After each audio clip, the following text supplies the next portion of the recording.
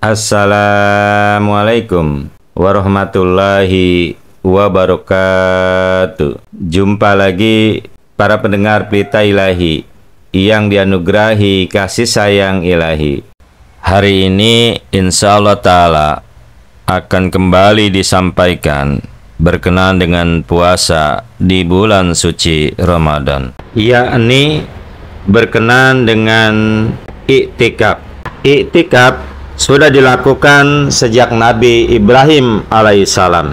Para pendengar Pelita Ilahi yang dianugerahi kasih sayang ilahi, umat Islam senantiasa berbondong-bondong mengerjakan iktikaf pada 10 hari terakhir bulan Ramadan di masjid-masjid jami, dengan harapan beriktikaf bisa mengislah diri dan memaksimalkan di dalam ibadah, sholat-sholat, membaca Al-Quran, dan bersujud ke hadapan Allah Subhanahu wa Ta'ala, serta meraih malam Lailatul Qadar pada malam yang telah dijanjikan. Hal ini juga merupakan sunnah dari Nabi Muhammad Rasulullah SAW. Semasa hidup beliau senantiasa beriktikaf di masjid pada 10 hari terakhir di bulan Ramadan, dan baru menyelesaikan iktikaf beliau di malam hari raya Id, yaitu Idul Fitri. Bahkan di masa-masa akhir hidup beliau, Rasulullah SAW senantiasa beriktikaf 20 hari. Para pendengar Pelita Ilahi yang dianugerahi kasih sayang ilahi, saya ingin menyampaikan bahwa ternyata Nabi Muhammad Rasulullah SAW bukanlah orang pertama yang melakukan iktikaf.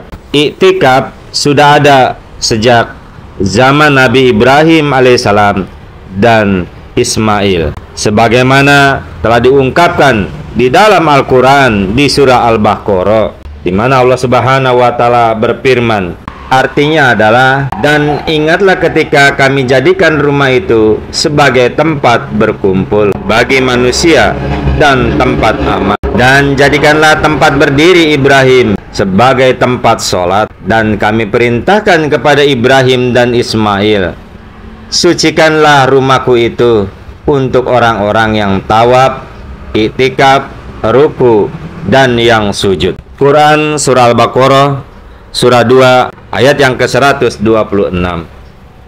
Jadi para pendengar Pelita Ilahi yang dianugerahi kasih sayang ilahi, di dalam ayat ini dijelaskan bahwa sudah ada orang yang beriktikaf di Baitullah yang dibangun oleh Nabi Ibrahim dan Ismail. Kata matsabah berarti suatu tempat yang apabila orang mengunjunginya, ia berhak memperoleh pahala, atau tempat yang sering dikunjungi dan menjadi tempat berkumpul.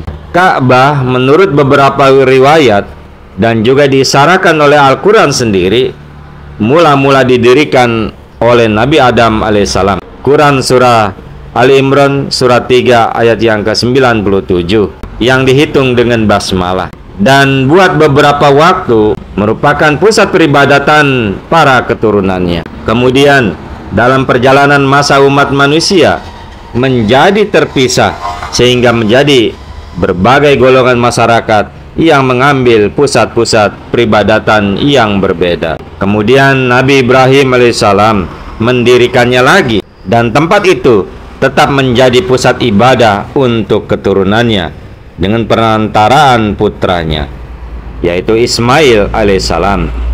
Dengan pergantian waktu, tempat itu secara ilmiah atau secara praktis diubah menjadi tempat berhala dalam jumlah banyak 360, hampir sama dengan jumlah hari dalam 1 tahun. Tetapi pada kedatangannya Rasulullah SAW, tempat itu dijadikan lagi pusat beribadah untuk segala bangsa. Karena Rasulullah SAW diutus sebagai Rasul kepada seluruh umat manusia untuk mempersatukan mereka yang telah cerai-berai sesudah Nabi Adam alaihissalam menjadi suatu persaudaraan seluruh umat manusia. Kemudian kata Ka'bah, dan karenanya kota Ka'bah juga dinyatakan menjadi tempat keamanan dan ketentraman. Kerajaan-kerajaan yang gagah perkasa telah runtuh, dan daerah-daerah yang membentang luas telah menjadi belantara sejak permulaan sejarah. Tetap keamanan Mekah secara lahiriah tidak pernah terganggu. Pusat-pusat keagamaan agama-agama lain tidak pernah menyatakan dan pada hakikatnya tak pernah menikmati keamanan sedemikian dan kekebalan terhadap bahaya. Tetapi Mekah senantiasa merupakan tempat yang aman dan tentram. Tiada penakluk asing pernah memasukinya. Tempat tersebut senantiasa tetap ada di tangan mereka yang menjunjung muliakannya. Para pendengar Pelita Ilahi yang dianugerahi kasih sayang ilahi, semoga dapat bermanfaat dan kita dapat mengetahui bahwa itikaf sudah ada dan dilakukan sejak Nabi Ibrahim alaihissalam berdasarkan firman Allah Ta'ala di dalam Al-Quran Karim. Semoga amal ibadah puasa kita senantiasa diijabah oleh ilahi.